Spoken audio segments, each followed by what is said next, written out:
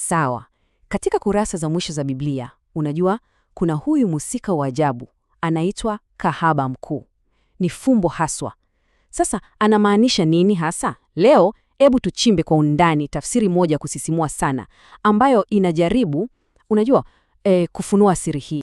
Yaani, kwa karne nyingi wataalamu wa dini wamekuwa wakibishana kuhusu huyu mhusika ni nani.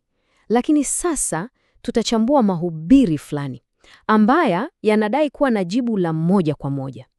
Jibu lenyewe lina utata, na ngoja nikwambie, linaweza kubadilisha kabisa jinsi unavyofikiria kuhusu unabii wa siku za mwisho.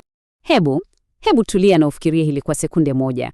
Wazo lenyewe tu kwamba dunia nzima, wanadamu wote watagawanyika katika makundi mawili tu ya kidini. Dini mbili tu. Hii ndio hasa msingi wa mahubiri haya.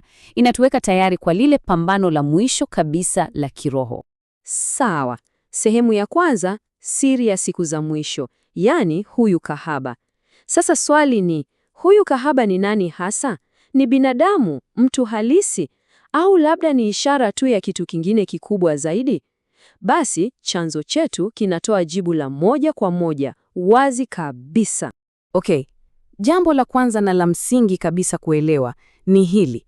Huyu kahaba sio mwanamke halisi, hapana. Kulingana na tafsiri hii, anawakilisha kitu kikubwa zaidi. Anawakilisha mfumo wa kidini wa dunia nzima. Yaani, fikiria dini zote duniani zikiungana chini ya kiongozi mmoja, lakini kiongozi wa uongo. Sasa, tuendelee na utambulisho wa kahaba. Basi kama ni mfumo, swali linalofuata ni, mfumo huu mkubwa wa kidini unatokea wapi na utakuwaje hasa? Hebu sasa tuzame ndani zaidi, tuone maelezo kuhusu asili yake na jinsi atakavyoonekana. Na hapa ndipo mambo yanapovutia zaidi. Cha kushangaza ni kwamba mahubiri haya yanasema mfumo huu hautokei popote pengine, unatokea ndani ya Ukristo wenyewe. Unajua, unazaliwa kutokana na kitu wanachokiita uasi mkuu, pale ambapo ukweli wa mwanzo unapindishwa na kugeuzwa kuwa kitu tofauti kabisa. Na sikiliza, mfumo huu wa kidini hautakuwa peke yake. Hapana, unapata nguvu zake kwa kushirikiana, au kama Biblia inavyosema, kumpanda huyu anayeitwa mnyama mwekundu. Sasa, huyu mnyama ni nani? Ni yule kiongozi wa kisiasa wa dunia nzima, mpinga Kristo. Anaitumia hii dini kujipatia madaraka kamili. Hapa sasa ndipo mambo yanakuwa na maana ya ndani zaidi. Yaani, kila kitu kuhusu mwonekano wake kina maana. Angalia, yale mavazi yake ya kifahari, ile dhahabu na lulu. Vyote hivyo vinawakilisha nini? Mvuto wa kidunia na utajiri. Na kile kikombe cha dhahabu mkononi mwake, hakina kinywaji. Kimejaa mafundisho ya uongo, sumu ya kiroho iliyoundwa kupotosha watu. Sasa, lengo kuu la mfumo huu wote ni nini? Ni rahisi, kuwa dini moja tu duniani. Yaani, namba moja, sio tu kuongoza, bali kumeza kabisa imani nyingine zote. Fikiria Ubuddha, Ukristo ulioasi, zote, na kuzileta chini ya bendera moja. Sawa, twende kwenye sehemu inayofuata, makanisa mawili. Na hapa sasa, kulingana na mahubiri haya, ndipo kila mmoja wetu atalazimika kufanya uamuzi, uchaguzi, kwa sababu inasemekana siku za mwisho kutakuwa na pande mbili tu, makanisa mawili ambayo yanapingana kabisa. Hebu tuangalie tofauti. Upande mmoja unalo kanisa la kahaba. Hili ni tajiri, maarufu, lina nguvu za kisiasa, linapendwa na ulimwengu. Sasa, upande wa pili unalo kanisa la kweli. Hili ni dogo, linateswa na linashikilia ile imani ya asili. Mahubiri yanaweka wazi kabisa, hizi ni njia mbili tofauti, hakuna njia ya katikati. Twende sasa kwenye hukumu ya kahaba.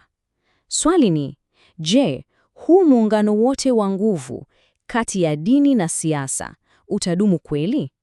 Kulingana na tafasiri hii, jibu ni hapana, tena hapana kabisa. Mwisho wake unatajwa kuwa wa ghafla na wa kinyama. Na hapa sasa ndipo kuna mgeuko wa ajabu. Yule aliyempa nguvu zote, yule mnyama, yani mpinga Kristo, ndiye huyo anayemgeuka na kumwangamiza. Yani, fikiria, ni usaliti wa hali ya juu kabisa. Na mchakato wenyewe unaelezwa kwa hatua tatu rahisi. Hatua ya kwanza, mnyama anamtumia huyu kahaba kujikusanyia madaraka. Hatua ya pili, mara tu anapokuwa na nguvu kamili, anaona huyu si mhitaji tena. Na hatua ya tatu, anamsaliti na kumwangamiza kabisa. Inaweza kuonekana kama mchezo mchafu wa siasa, lakini mahubiri yanasisitiza kwamba yote haya ni sehemu ya mpango mkuu zaidi. Sawa. Sasa, ujumbe muhimu. Baada ya yote haya, tunatakiwa kuchukua nini hasa? Kuna somo gani hapa kwa muumini? Ujumbe mkuu, kiini cha yote, ni huu hapa. Tunahitaji kuwa na utambuzi wa kiroho sasa hivi kuliko wakati mwingine wote. Kwa nini? Kwa sababu kulingana na tafsiri hii, katika siku za mwisho, ule mstari kati ya ukweli na uongo utakuwa mwembamba mno. Udanganyifu utakuwa kila mahali. Na onyo linaenda mbali zaidi ya hapo. Mahubiri yanasema hivi, tusije tukadanganywa hata na miujiza. Fikiria, hata matendo yanayoonekana kuwa ya nguvu za ajabu yanaweza kutumika kama chombo cha udanganyifu. Hivyo swali la msingi linabaki, utajuaje chanzo halisi cha nguvu hizo? Na hivyo basi, uchambuzi huu wote unatuacha na swali zito sana. Katika dunia yetu ya sasa, iliyojaa sauti nyingi za kidini, miujiza ya hapa na pale, wewe binafsi utatofautishaje kipi ni cha kweli na kipi ni udanganyifu uliotengenezwa kwa ufundi wa hali ya juu? Hilo ndilo swali ambalo tunabaki nalo la kutafakari.